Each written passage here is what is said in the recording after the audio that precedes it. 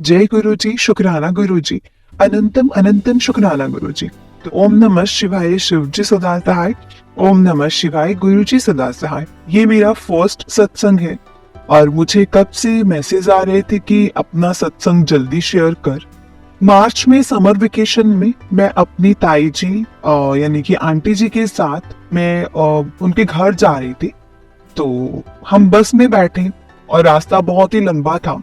मेरी आंटी मतलब जो ताई जी थे, आंटी जी गुरुजी को कब से मानते थे और जब हम बस में हम बैठे हुए थे तो मैंने देखा कि एक मेरी लेफ्ट साइड पर एक आंटी जी बैठे हैं जिनके फोन में गुरुजी का वॉलपेपर लगा हुआ था और उन्होंने गुरुजी का संगत जी ब्रेसलेट भी पहना हुआ था। तो मैंने अपनी आंटी जी को बोला कि ये तो वही गुरुजी है ना जिनको आप भी मानते हो। तो मेरी आंटी जी को संगत जी उनका ब्रेसलेट नहीं दिखा। थोड़े दिन के बाद संगत जी क्या हुआ, मेरी आंटी जी के घर पे ना जोत में माता रानी के दर्शन होते थे। तो माता रानी का फोटो भी संगत जी वो जो था ना स्वरूप माता रानी का, वो भी काली पड़ जाती थी।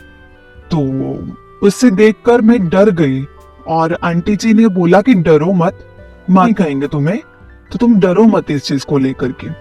और उसके नेक्स्ट डे मेरी आंटी जी संगत जी नाश्ता बना रहे थे तो मैंने देखा कि संगत जी उनकी चपातियों में ओम बनते थे और मैंने भी एक चपाती बनाई और मेरी भी संगत जी मेरी चपाती में भी ओम बना।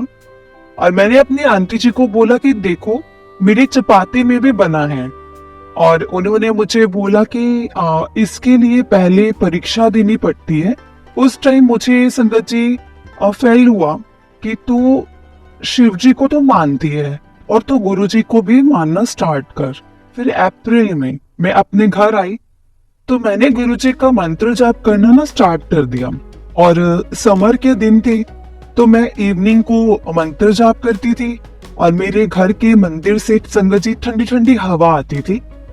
और संगत जी आप मानोगे नहीं, जब मैं मंत्र जाप करती थी ना तब मेरे कान के पास चुटकियों की आवाज आती थी और जब मैं अपनी आंखें खोल करके देखती थी तब वहां कोई भी नहीं होता था। मुझे गुरुजी का मैसेज आया था कि तेरी परीक्षा लेनी है। और एक वीक बाद पता चला कि मम्मा की जो गल ब्लेडर था ना संगत जी, तो उसमें स्टोन है, उसका ऑपरेशन होना है। 15 डेज पहले ही एक सर्जरी हुई है, उसके 2 वीक बाद ऑपरेशन।